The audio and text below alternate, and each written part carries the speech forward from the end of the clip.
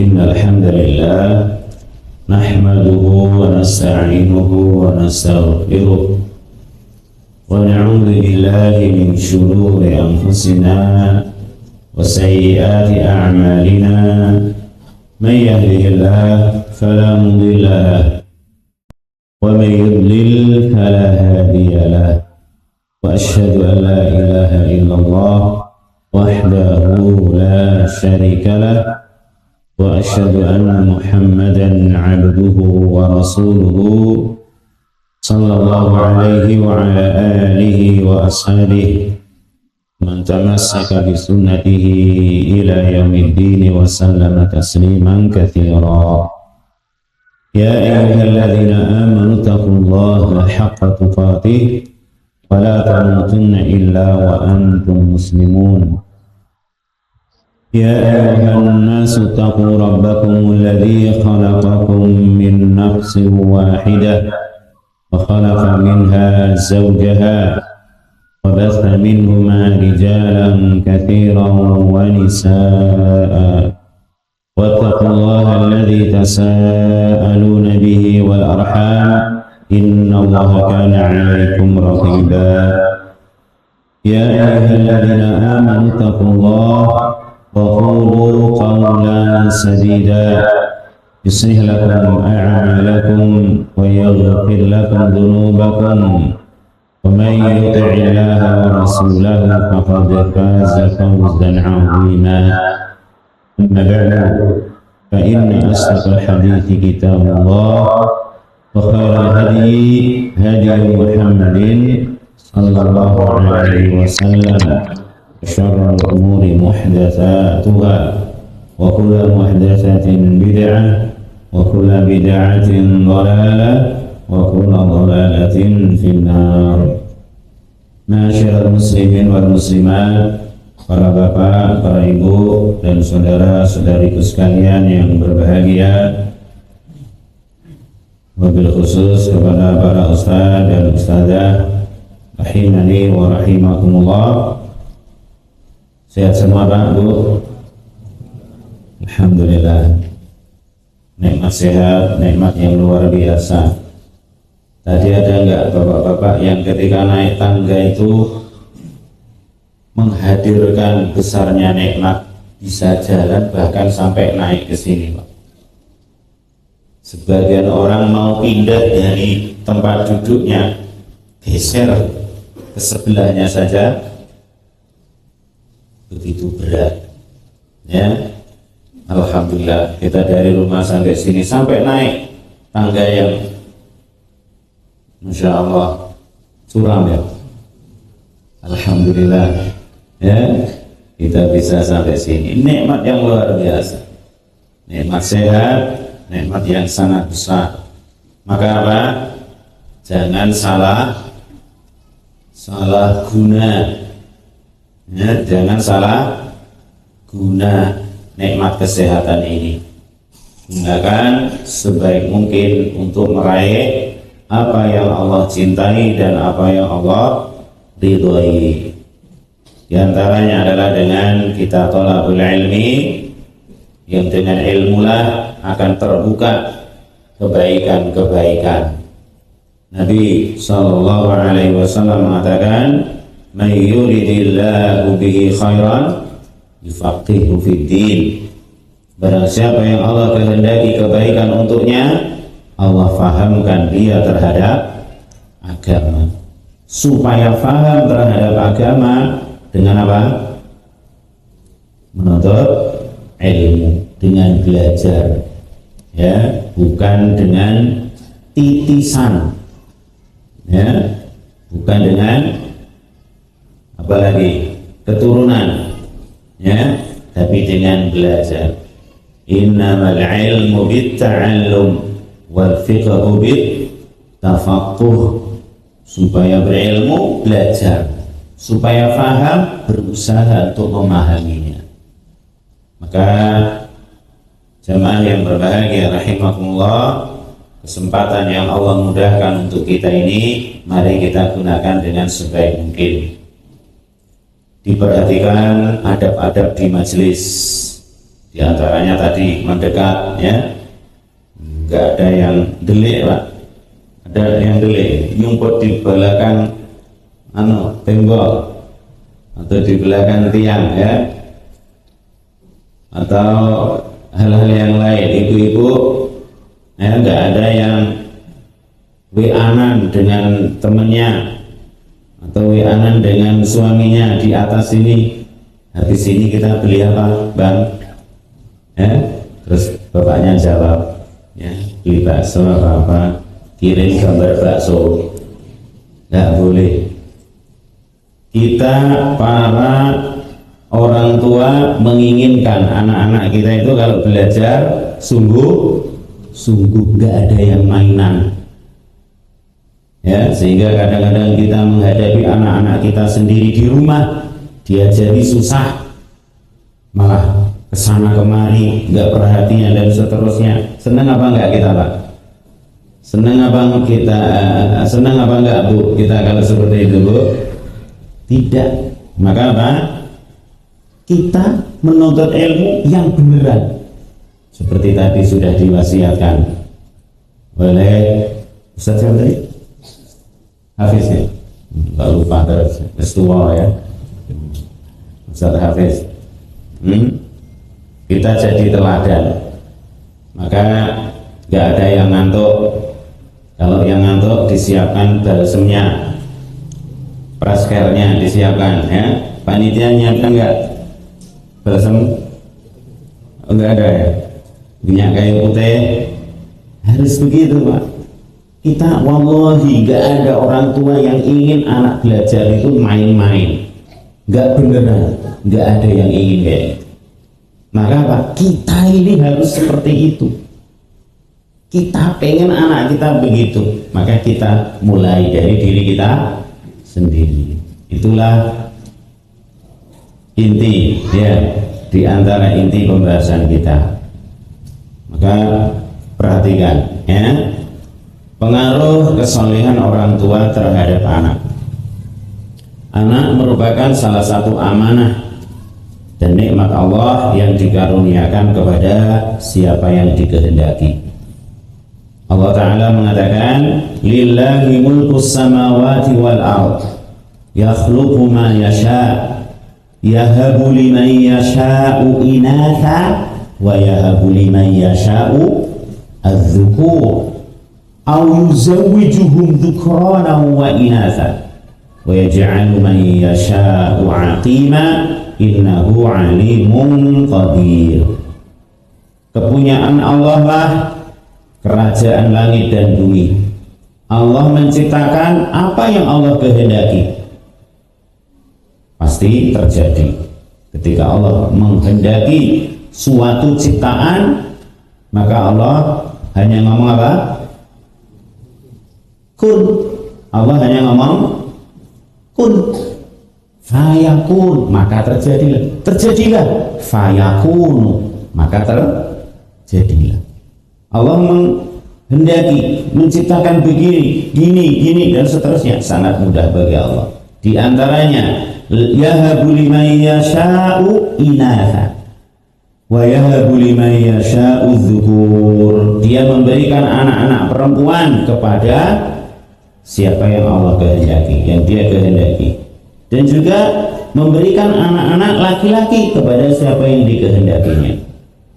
Mungkin ada di antara kita yang anaknya perempuan semua, ada Pak? Ada yang anak kita laki-laki semua, ada Pak? Ya. Aw yuzawwijuhum dzukrana wa inatha, atau Allah berikan kepada orang itu ada yang laki, ada yang perempuan. Itu kehendak Allah Subhanahu wa ta'ala, kekuasaan Allah Subhanahu wa ta'ala. Dan itu nyata, ya kan? Ada orang punya anak 11 laki-laki semua. Jadi kesebelasan coba bulan, ya, ada 5 laki-laki semua, Pendowo 5, ya. Ada 4 laki-laki semua, 4 serangkai. Ada berapa lagi macam-macam. Ada yang sekian perempuan semua. Sehingga kalau lihat anak laki-laki lewat itu, masya Allah, ibaratnya bapak ngiler.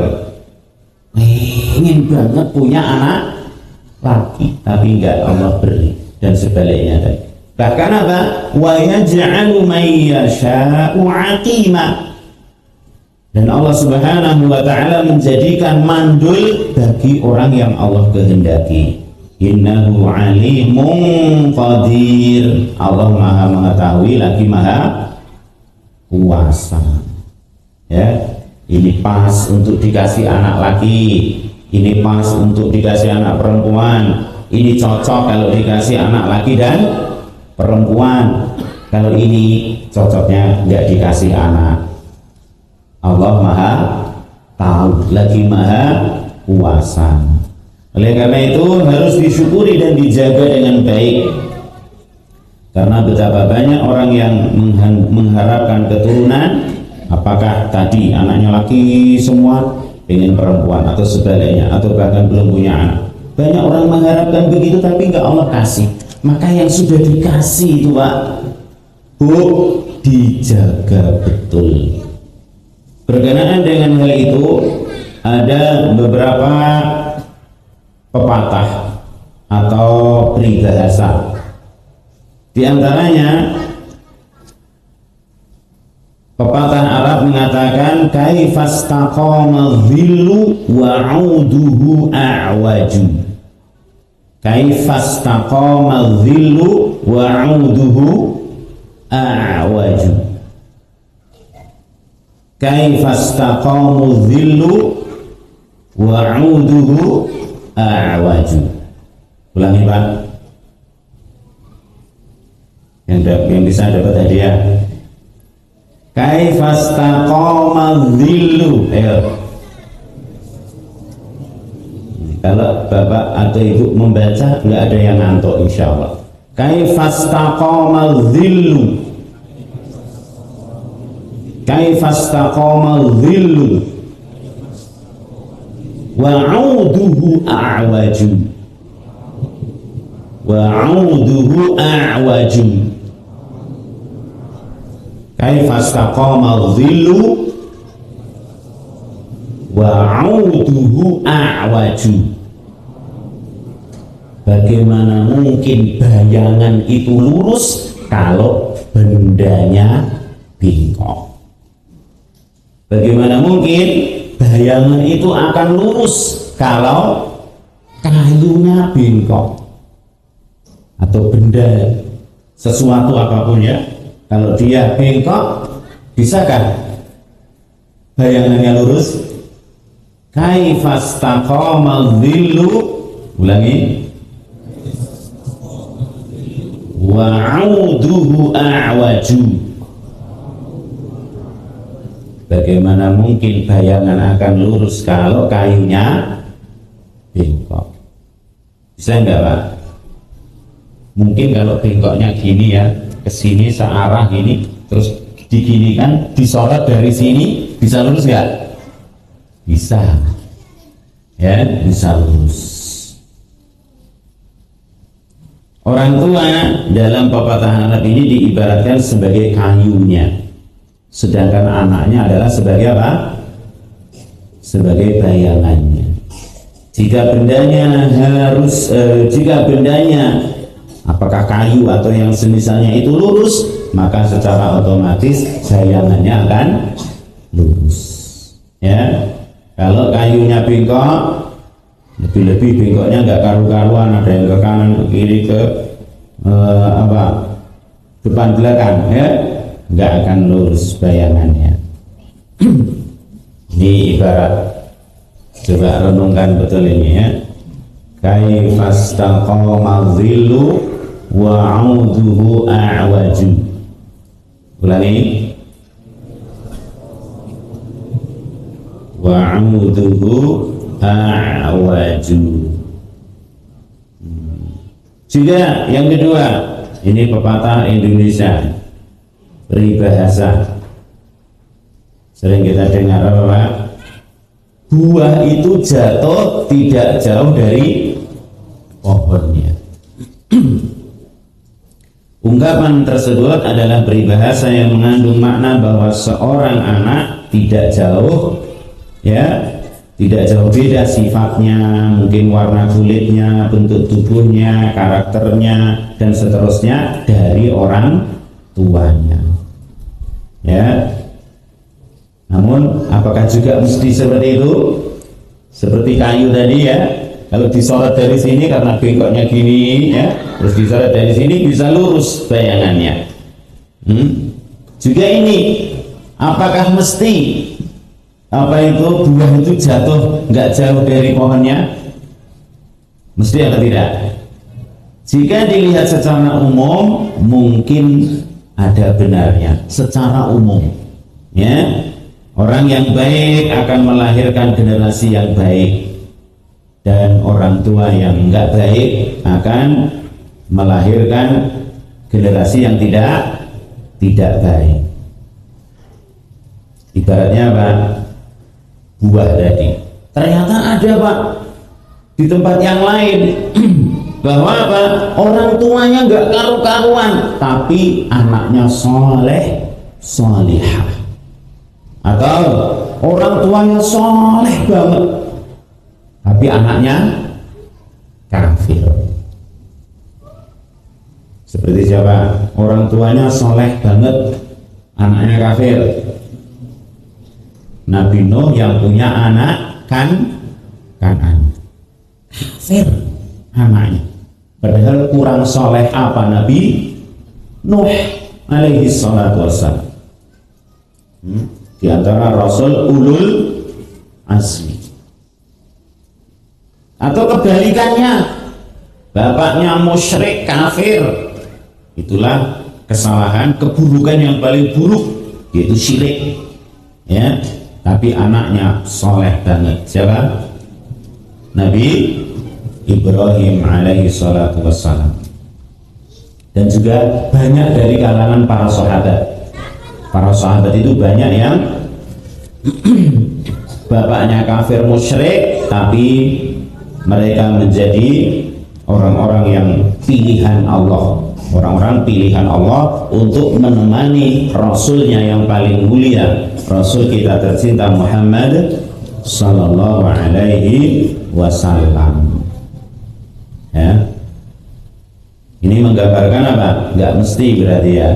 Kalau umumnya iya, buah akan jatuh tak jauh dari pohonnya, tapi ada kalanya jauh. Sebabnya apa? Misalkan kalau buah itu kok jatuhnya jauh dari pohonnya, bisa jadi ketika jatuh terus ada angin yang kencang sehingga dihempaskan oleh angin, atau disenggek. Tahu disenggek Pak? Pakai kayu itu diapakan namanya Mas? Bahasa Indonesianya diapakan coba? Disonggok. Wih mah luwih Jawa. Hah? Yes, pokoknya kayak gitulah ya, disundul ya. Wah, bisa jauh. Ya. Ada sebab-sebab tertentu yang menyebabkan pohon itu jatuh jauh dari pohonnya. Sehingga tadi misalkan bapaknya musyrik, gembong syirik, pembuat patung, anaknya hamba yang sangat saleh dan lahir darinya para nabi yang banyak, sampai nabi kita tercinta Muhammad sallallahu alaihi wasallam. Walaupun dalam hal ini ada kaum muslimin yang tidak meyakininya. Gak mungkin Nabi Ibrahim itu bapaknya orang musyrik. Masa bapaknya musyrik? Seperti halnya Nabi kita tercinta Muhammad sallallahu alaihi wasallam. Masa Abdullah kok musyrik? Abdullah bin Abdul Muthalib masa musyrik? Gak mungkin. Ada tak yang ngeyel kayak gitu? Nah, ya silahkan itu. Tapi akidah Ahlussunnah wal Jamaah menetapkan ya bahwa orang yang paling utama bahkan di dunia ini yaitu Rasul kita tercinta Muhammad sallallahu alaihi wasallam, bapaknya musyrik, walaupun namanya Abdullah. Masya Allah. Karena ada paman beliau yang tidak namanya tidak disandarkan kepada Allah. Seperti siapa? Abdul Uzza. Abdul Uzza. Siapa itu? Abdul Uzza itu namanya siapa? Abu Lahab. Abu Lahab itu nama aslinya siapa? Abdul Uzza. Lah Uzza itu siapa? Salah satu berhala yang disembah oleh kakek Rasulullah Sallallahu Alaihi Wasallam dan sebagian anak keturunannya. Intinya ada kalanya peribahasa itu benarnya, ya, ada benarnya dan ada kalanya tidak benar. Namun yang pokok jamaah rahimani wa rahimakumullah, setiap kita dituntut untuk menjadi orang yang baik. Kalau laki-laki soleh, ada yang namanya Pak Soleh, Mas Soleh, ada ya? Masya Allah, betul-betul soleh insya Allah. Ya, baik namanya ataupun sifatnya. Dan kita semua walaupun namanya bukan soleh, mudah-mudahan juga soleh. Ibu-ibu, ada yang namanya solehah, Bu? Oh, nggak dengar.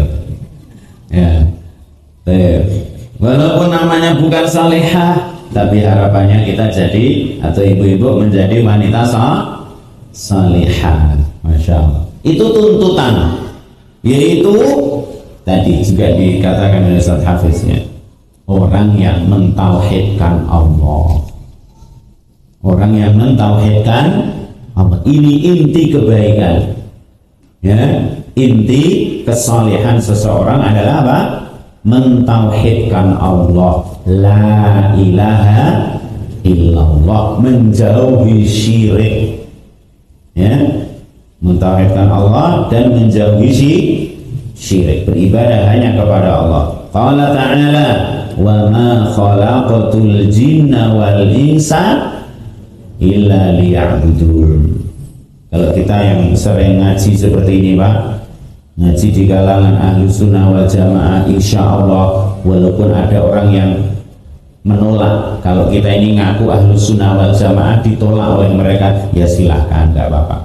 Ya, kalau kita biasa ngaji seperti ini, insya Allah ayat ini sering sekali berlalu di telinga kita sehingga hafal luar kepala. Wa ma khalaqatul jinna wal insa illa liya'budun, dan tidaklah aku menciptakan jin dan manusia, kata Allah, kecuali atau melainkan supaya mereka mengabdi, menyembah kepadaku, ya, kepada Allah semata. Yang secara asal memang manusia itu berada di atas tauhid, di atas fitrah. Apa fitrah itu? Tauhid secara asal, sebagaimana sabda Rasulullah Sallallahu Alaihi Wasallam, kullu mauludin yuladu alal fitrah. Setiap anak itu dilahirkan dalam keadaan fitrah, yaitu bertauhid, mengakui ketuhanan Allah Subhanahu wa Ta'ala. Hanya gara-gara kedua orang tuanya lah yuhawidanihi, ya, fa'abawahu yuhawidanihi, yang menyebabkan dia menjadi Yahudi, au Nasrani, au yunassirani, au yumajjisanihi, ya, kedua orang tuanya lah yang menyebabkannya jadi Yahudi atau jadi Nasrani atau jadi Majusi dan seterusnya, atau jadi Konghucu atau jadi liberal atau jadi ahli bidah atau jadi perampok atau jadi seterusnya. Siapa itu? Gara-gara siapa? Orang tuanya, langsung atau mungkin tidak langsung, ya, secara langsung atau tidak secara langsung, bisa karena dia keliru mendidik, Akhirnya apa? Disekolahkan di tempat yang liberal misalnya, karena di situ masya Allah sekolahannya favorit banget, begitu ya. Akhirnya apa? Disekolahkan, dimasukkan ke situ, ternyata liberal, ya, menganggap semua agama sama, semua agama benar. Lalu kemana ayat Allah? Inna dina indallahil Islam. Ya, wa may yabtaghi ghairal islami dinan falyuqbal min. Siapa yang mencari selain Islam sebagai agama tidak akan diterima darinya. Kemana ayat semacam ini? Lalu diucapkan oleh siapa, Pak? Yang mengatakan semua agama itu sama itu loh. Yang ngomong siapa? Orang yang mengucapkan la ilaha illallah Muhammadun Rasulullah. Kok bisa-bisanya dia mengucapkan semua agama sama, semua agama benar. La haula wala quwata illa billah. Maka kesucian mereka harus kita jaga, ya. Dengan cara apa? Kesucian anak-anak kita itu dijaga dengan kesalihan kita, ya, dijaga dengan kesalihan kita. Di dalam Al-Quran telah disebutkan kisah yang menakjubkan yang memberikan penjelasan bahwa orang tua yang baik akan Allah jaga anak keturunannya. Seperti dalam kisah, ya, perjalanan Nabi Musa alaihi salam ketika bertemu dengan siapa? Khidir atau Khadir. Ada yang mengatakan beliau itu nabi, ada yang mengatakan beliau itu orang soleh. Intinya hamba Allah yang soleh. Dalam surah Al-Kahfi, kisahnya masyhur, kisahnya maklum. Insya Allah anak-anak kita sering mendengar kisah ini, ya, dan kita sering ketemu dengan ayat ini, dengan surah Al-Kahfi, karena setiap sekian hari khatam, sekian hari khatam, ya kan Pak? Alhamdulillah, ya kan Bu? Alhamdulillah, ya, sekian hari khatam, sekian hari khatam, ketemu surah Al-Kahfi. Ya, kalau kita rata-rata berapa hari khatamnya? Kalau para sahabat dulu rata-rata 7 hari, sepekan khatam. Kalau kita 8 hari, setahun, ya jangan banyak-banyak, 70 hari gitulah ya, atau kurang marem 7 bulan. Masya Allah, alangkah sibuknya kita ini, ya, melebihi sibuknya Abu Bakar, Umar, Utsman, Ali, Khalid bin Walid dan seterusnya ini. Masya Allah, semoga kesibukan kita berkah semuanya, amin, ya. Nah, harus punya perhatian Bapak Ibu. Lebih-lebih anak kita disekolahkan di sekolah apa ini? Al-Quran. Ya, kita senang apa tidak kalau anak kita sebentar khatam gitu? Senang Pak?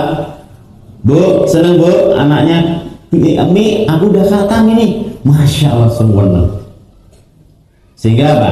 Balik ke depan tadi, kita juga harus sering khatam. Walaupun mungkin anak kita 7 hari khatam, kita 70 hari, atau ya paling lama 7 bulan lah, ya. Jangan setahun belum khatam, ya. 7 bulan itu sudah lama loh Pak, setengah tahun lebih, ya. Masya Allah, alangkah sibuknya kita ini, ya. Semoga Allah mengampuni kita semua, amin. Ya, dalam surah Al-Kahfi disebutkan kisah yang menakjubkan tentang bagaimana Nabi Musa bertemu dengan Nabi atau orang saleh Khidir atau Khadir, yang kemudian Nabi Musa diberi syarat kalau mau mengikuti beliau, ada syaratnya. Apa itu syaratnya? Jangan tanya-tanya tentang apa yang dilakukan oleh beliau. Bismillah.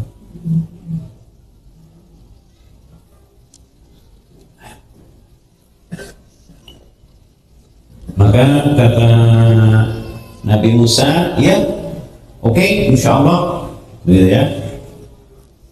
Berjalanlah mereka berdua. Pertama ketemu apa? Perahu. Ya, tahu-tahu diapakan sama Khidir? Dirusak. Ya, maka Nabi Musa langsung tanya, nggak sabar beliau. Ya, melihat itu nggak sabar. Ternyata apa? Beliau nggak sabar, akhirnya tanya, kok kamu rusak? Lebih-lebih ini perahu orang miskin, ya, ini perahu orang miskin, malah kamu rusak.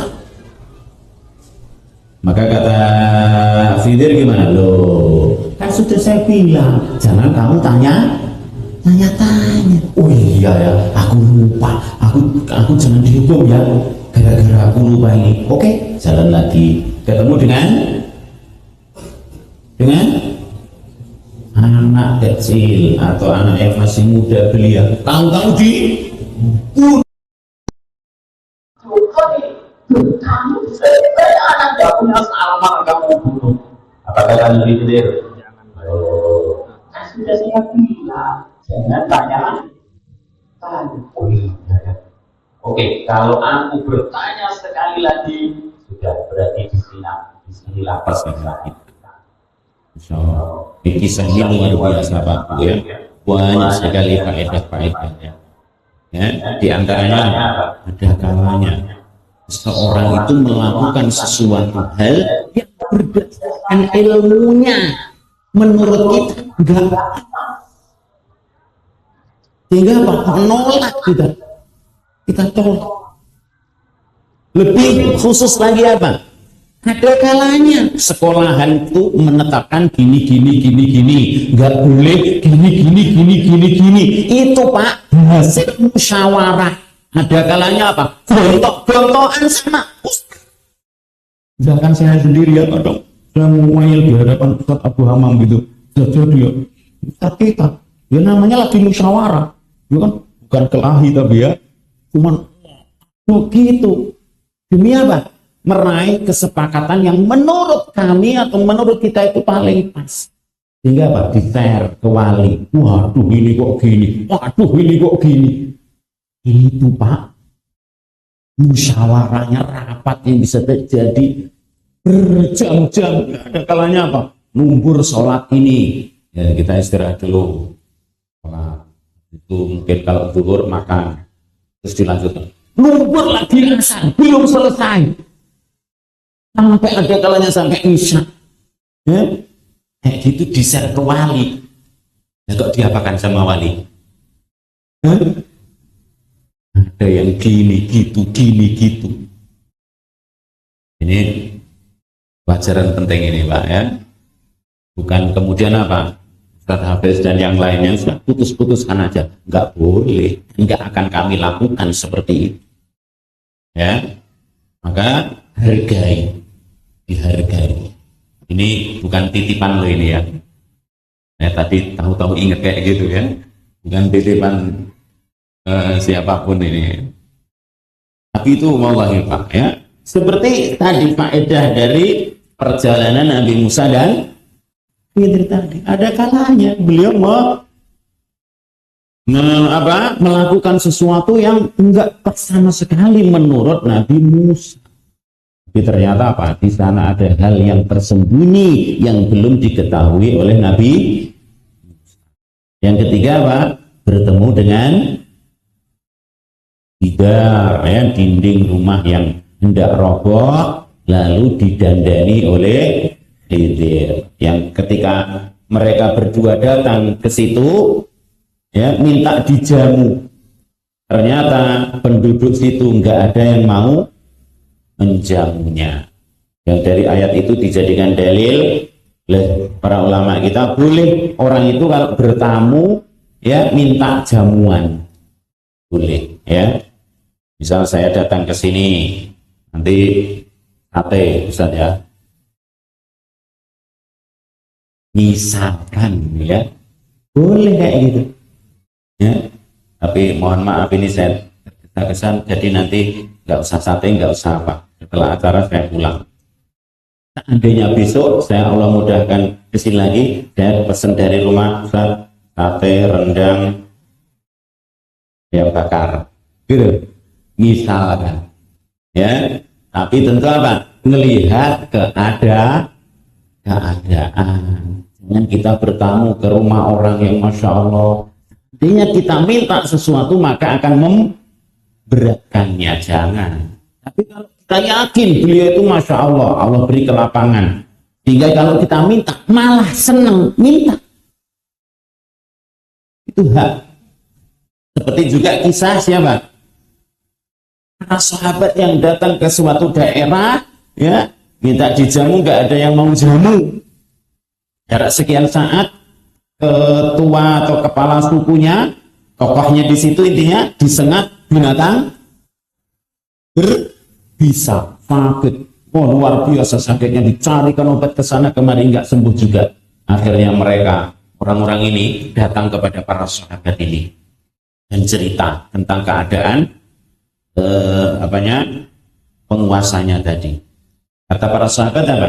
Kami datang ke sini minta dijamu, nggak ada yang mau jamu. Kami nggak mau mengobati tuanmu itu, kecuali kalau ada upahnya. Kemudian apa? Disepakatilah mau diberi kambing. Kemudian oleh seorang sahabat dibacakan apa? Al-Fatihah.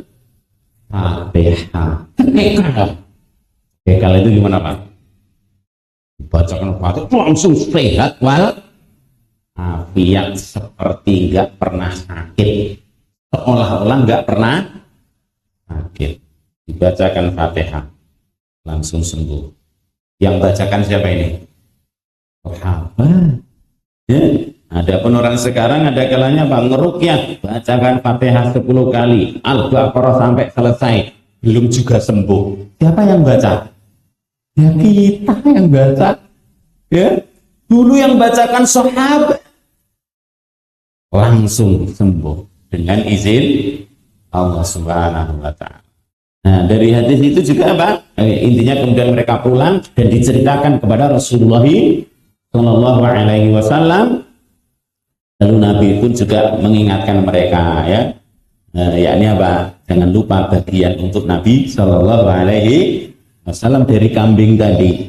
Intinya apa? Boleh seorang tamu minta sesuatu kepada tuan rumahnya ya.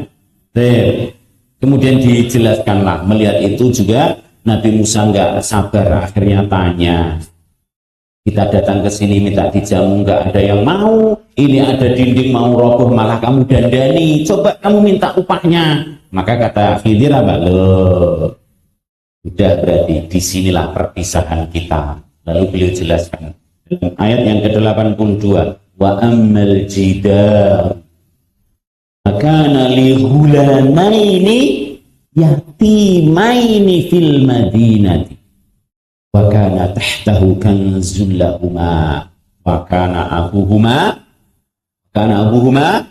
salihah. Inilah yang menjadi pembahasan kita. Adapun dinding rumah adalah kepunyaan dua anak yatim di kota itu, dan di bawahnya ada harta benda simpanan bagi mereka berdua, sedangkan ayahnya dahulu adalah orang yang saleh. Subhanallah. Ya, para ulama menjelaskan panjang lebar tentang ayat ini. Di antara intinya ya adalah apa? Kesalehan orang tua akan Allah balas dengan dijaganya anak keturunannya. Bahkan diantaranya apa? Hartanya akan dijaga oleh Allah. Bahkan sebagian ulama mereka menjelaskan bahwa Allah akan menjaga generasi atau keturunan orang yang soleh itu sampai 7 turunan. Masya Allah. Sampai 7 keturunan akan dijaga oleh Allah. Yang kalau umumnya manusia, Pak, umumnya manusia itu cari harta untuk 7 turunan. Ya, nggak pernah mikir. Umumnya ini ya, umumnya mereka nggak mikir kebaikan anak cucunya sampai 7 keturunan. Yang mereka pikir apa? Supaya cukup untuk 7 keturunan. Kalau kesalehan nggak dipikir, itu umumnya. Mudah-mudahan kita tidak menjadi seperti umumnya orang tersebut. Kita adalah orang-orang yang peduli, orang-orang yang open, ya, orang-orang yang punya perhatian istimewa terhadap kebaikan anak-anak kita, ya, kesalehan anak-anak kita. Allah Subhanahu wa taala berfirman, "Walladzina amanu wattaba'athum dzurriyyatuhum biiman," dalam At-Tur ayat 21. "Walladzina amanu wattaba'athum dzurriyyatuhum biiman alhaqna bihim dzurriyyatahum wama alatnahum min 'amalihim min syai' kullu imri'in bima kasaba rahin." Dan orang-orang yang beriman dan yang anak cucu mereka mengikuti mereka dalam keimanan. Ada orang beriman terus punya anak cucu, semuanya mengikuti dalam keimanan. Maka kami hubungkan anak cucu mereka dengan mereka, yakni akan dikumpulkan di surganya Allah Subhanahu wa taala. Dan kami tidak akan mengurangi sedikit pun dari pahala amal mereka. Tiap-tiap manusia itu terikat dengan apa yang dikerjakannya. Surah At-Tur ayat 21. Maksudnya bahwa anak cucu mereka yang beriman itu ditinggikan oleh Allah derajatnya sebagaimana derajat bapak-bapak mereka, nenek-nenek, kakek nenek mereka, ya, atau apa bahasanya, nenek moyang mereka, ya, sehingga itu akan menambah kebahagiaan dan kesenangan mereka di dalam surga. Yang kita ingat Bapak Ibu, ya, dulu saya sampaikan juga, ya, ketika dulu pandemi corona, ya, itu orang yang kerja di seberang pengen pulang ke kampungnya harus berbagai usaha mereka tempuh. Ada yang nyumput di mana? Di mobil box, ya, masuk ke dalam box, masuk di bawah pusok misalkan, dan lain-lain cara. Demi apa itu? Demi apa? Kumpul dengan keluarganya. Kumpul dengan keluarga itu Masya Allah, hal yang sangat istimewa. Sebagaimana halnya kita ini. Kita keluarga apa? Keluarga Bu, kita ini Bu, keluarga muslim, keluarga sekolahan ini, begitu, yang diikat dengan keimanan, dengan keislaman. Senang bisa berkumpul. Walaupun apa? Kalau masih di dunia ini, Pak, keluarga kumpul, senang. Masih ada hal-hal yang mungkin kurang tepat. Misalnya, masih ada rasa hasad, ya, ketika apa? Ketika datang sepupunya, Masya Allah, Fajiru 2023. Nah, lah punya kita Kijang 95, misalkan, ya, sepupu kita datang, Masya Allah, Fortune 2024. Ya, kalanya hal itu memunculkan apa Pak di dalam hati kita? Hasad atau yang semisal. Nah, kalau di surga ada enggak kayak gitu? Enggak ada. Sudah kumpul semua, enggak ada rasa hasad, enggak ada rasa dengki. wa nazza'na ma fi sudurihim min ghillin ikhwanan ala sururin mutaqabilin. Semuanya bersaudara, ya, saling ngobrol berhadap-hadapan, cerita kesana kemari tentang kebaikan-kebaikan dulu yang mereka kerjakan di dunia. Tidak ada rasa hasad, sudah Allah angkat, ya, dari hati-hati mereka. Itu di surga. Di dunia saja yang mungkin tadi muncul begini dan begitu, perasaan begini, perasaan begitu. Itu apa? Senang kumpul dengan keluarga. Bagaimana lagi dengan di akhirat? Caranya gimana? Sama-sama beriman. Ya, sehingga jaga keimanan kita, jaga ibadah kita demi kebaikan anak keturunan kita. Jamaah rahimakumullah.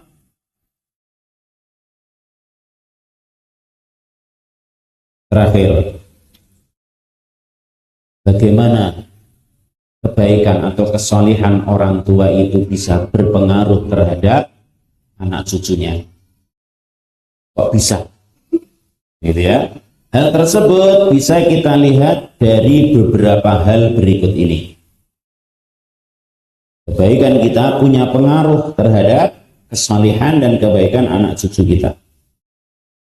Bisa dilihat dari beberapa hal berikut ini. Waktunya sampai jam berapa? 12. Hah?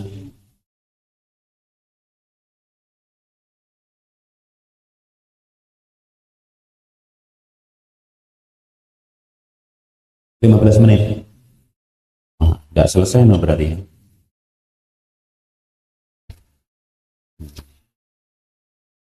Jam berapa?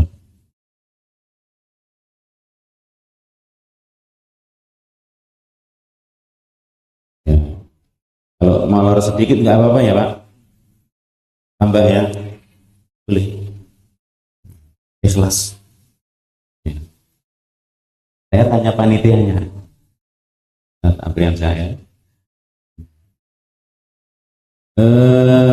Bagaimana itu kok bisa kebaikan kita itu berpengaruh? Itu dilihat dari beberapa hal. Yang pertama, kedua orang tua yang saleh akan berusaha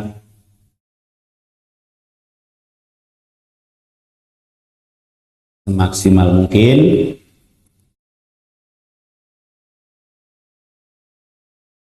untuk mentaati Allah dan Rasul-Nya Sallallahu Alaihi Wasallam.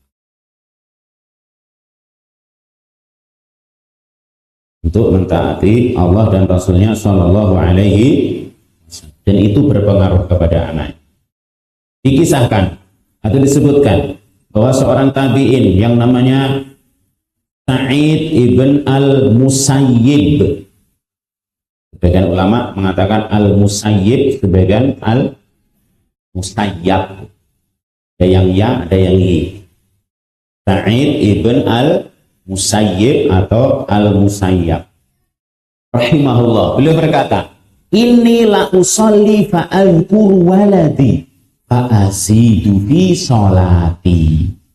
Sungguh ada kalanya aku sedang sholat, tiba-tiba ingat anakku, maka aku tambah sholat. Mungkin Mbak, mungkin apa tidak Pak, kita sedang sholat ingat anak kita? Nggak mungkin ya. Ingat anak, ingat apa lagi? Gandengannya anak apa? Istri. Kalau ibu-ibu yang sholat ingat suami, ya. Ingat anak, ingat suami, ingat dapur, ingat yang kita laki-laki, ingat kantor, ingat sawah, ingat kebun, ingat macam-macam ya. Ini Said ini beliau pernah sholat, tiba-tiba ingat anaknya, maka apa? Fa'azidu fi sholati, aku tambahkan sholatku demi kebaikan anakku. Dan jadi apa maksudnya? Ditambah lama, rukuknya tambah lama, sujudnya tambah lama, sehingga di dalam sujud dia perbanyak doa misalnya. Atau mungkin apa, kalau itu sholat sunnah, habis salam, sholat lagi, salam, sholat lagi, terus Masya Allah.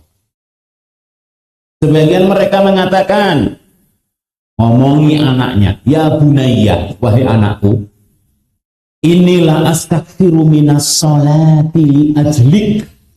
Nah, bapak ini memperbanyak sholat demi kebaikanmu, nak. Sungguh bapak akan memperbanyak sholat demi kebaikanmu, nak. Mari Bapak Ibu, tidak ada orang tua males sholat, anaknya suruh sholat yang rajin. Kayak gitu. Anaknya misalkan apa, suruh nutup aurat yang benar. Nih ibu-ibu, ada kan? Ada apa? Anak-anak diantar ke TPA, banyak banget ini. Yang antar siapa? Ibunya. Pakai celana pendek, nggak pakai jilbab. La ilaha illallah. Anaknya suruh ngaji di TPA. Suruh ngapa ngaji itu maksudnya? Suruh biar jadi anak soleh, atau bahkan yang diantar anak perempuan dikerudungi rapet, ibunya gundul, celananya di atas lutut. La ilaha illallah. Nggak cocok ini. Maka apa? Perbaiki diri demi kebaikan anak kita. Yang kedua, mereka ini orang tua mengetahui bahwa anak adalah umur kedua setelah kematiannya. Anak itu umur atau apa? Nyawa ibaratnya ya. Nyawa kedua kita setelah kita mati. Dalam hadis yang masyhur, hadis yang sangat sering kita dengar, maksudnya ya, kalau Bani Adam mati akan terputus seluruh amalnya kecuali sedekah jariyah, ilmu yang bermanfaat, doa anak soleh yang ditinggalkannya. Sehingga bang, ketika dia mati kok meninggalkan anak soleh solehah, seolah dia masih hidup, yakni kebaikan-kebaikan akan terus dia dapatkan. Sehingga Bapak Ibu jamaah rahimani wa rahimakumullah, kita yang masih punya orang tua, alhamdulillah berbakti kepada mereka dengan cara yang bisa kita lakukan.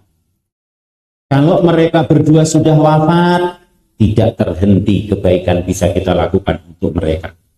Seperti apa? Seperti saat ini kita hadir di majelis ini, Pak. Ada enggak tadi yang niat dari rumah? Bismillahirrahmanirrahim. Nawaitu tolabal ilmi. Aku niat tolabul ilmi li wali walidayya.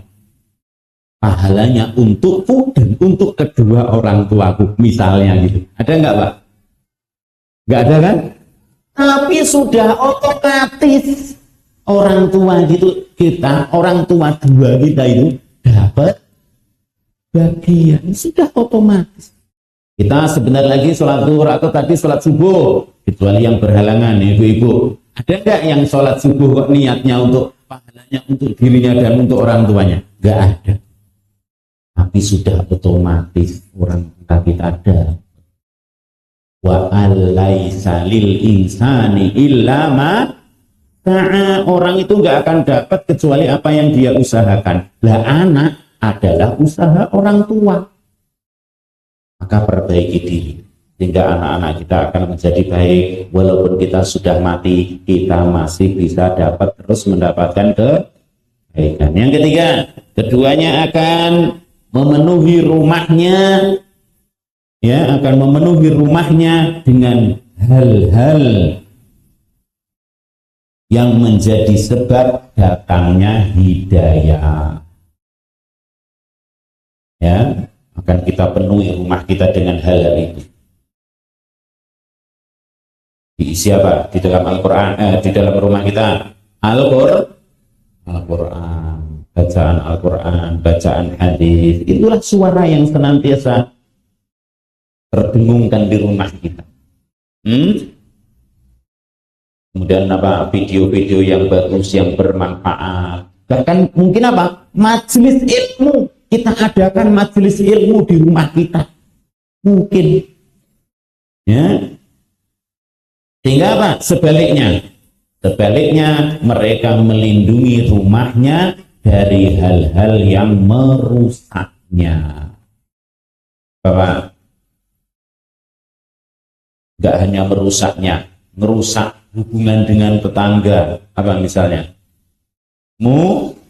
Musik, atau apa mungkin obrolan, begadang, ya. Begadang setiap malam sampai jam 1, sampai jam 2. Belum lama ini saya jenguk orang sakit sama istri, ya. Terus istri ngobrol dengan istrinya. Ternyata Bapak, di antara kebiasaan buruknya begadang sampai jam 1 sampai jam 2 biasa. Yang dalam hadis insya Allah masyhur bagi kita, maklum bagi kita, Nabi membenci ngobrol setelah sholat Isya, yakni yang dimaksud begadang yang sampai larut malam. Ya, kalau bisa baca Isya, ya. Kemudian apa? Kita kerjakan apa secukupnya, anak-anak suruh belajar secukupnya, tidak cepat tidur. Bukan ngobrol sampai malam. Yang itu tidak jarang mengganggu tetangga. Ya. Baik. Jadi apa yang bagus? Cepat tidur sehingga nanti bisa cepat bangun. Untuk apa? Nonton sepak. La ilaha illallah. Ya. Bangun untuk ya, bukan pesen sama istrinya, Dik, aku mau tidur cepat ini, tolong nanti bangunin ya jam 1. Nah, ngapa lu Mas? Ini itu ada tandingan antara mana dan mana. Ya Allah. Kalau untuk sholat nggak pernah minta kalau dibangunkan malah Masya Allah, jangan begitu, ya. Baik. Kemudian yang berikutnya, senantiasa mengawasi anak-anak, ya. Senantiasa mengawasi anak-anak supaya baik dan terhindar dari hal yang tidak baik. Intinya begitu, diawasi teman-temannya, ya, diawasi. Kemudian menjaga mereka dari makanan dan minuman yang haram. Ini orang tua yang soleh. Yang penting dapat. Ingat Pak, ya. Di akhirat itu ada lapar yang berkepanjangan. Allah sebutkan, laisa lahum ta'amun illa min dhari' la yusminu wa la yughni min ju'. Gak bisa menghilangkan lapar. Jika lapar di neraka itu lapar yang berkepanjangan luar biasa. Maka jangan kita menjadi sebab anak-anak atau istri kita atau keluarga kita lapar dengan berkepanjangan hanya dengan mengenyangkan mereka di dunia dengan barang yang haram. Mereka bisa beli ini, beli itu, makan ini, makan itu, minum ini, minum itu, bisa semuanya. Tapi na'udzubillah, ternyata dengan harta yang kenyang di dunia, tapi lapar berkepanjangan di akhirat. Na'udzubillahi min dzalik. Kemudian mereka, yang poin berikutnya, secara ringkas saja, mereka selalu menjadi teladan untuk anaknya. Jadi satu tadi ya di atas. Sehingga saya ingatkan betul Bapak Ibu ya, kita kalau thalabul ilmi yang beneran, dan alhamdulillah ini semuanya kalau bapak-bapak yang saya lihat ini ya sungguh-sungguh semua. Gak ada yang tidur kayaknya ya. Kalau ngantuk ada. Dibangunkan, itu tidur apa ngantuk? Disenggol Pak, tolong disenggol. Nah, tolong disenggol. Enggak ngantuk ya? Oh ya. Kadang-kadang kita itu enggak enak mau nyenggol teman kita ya. Padahal bisa jadi dia berterima kasih banget. Ya. Saya pernah ikut daurah para ustadz di Indonesia, ya, di Imam Bukhari. Depan saya itu ngantuk. Ustadz, antum kalau saya sebutkan, wah masya Allah ya. Ustaz kita semua Terus saya single, terus beliau nengok ke belakang saya, terus pesan, kalau saya ngantuk disinggol lagi ya, malah seneng. Hanya kadang kita mau nyenggol itu agak-agak gimana gitu ya, padahal bisa jadi dia seneng banget. Alhamdulillah ada yang ngingetin saya. Jadi teladan sholat yang bagus, ibu-ibu omongannya dijaga ya, jangan sampai berdusta walaupun dalam bercanda, berdusta walaupun hanya bercanda. Bagaimana lagi kalau beneran ya. Dan yang terakhir, orang tua yang saleh akan banyak mendoakan anaknya dengan kebaikan. Di antaranya dalam Al-Furqan ayat 74, Rabbana hab lana min azwajina wa dzurriyyatina qurrata a'yun waj'alna lil muttaqina imama.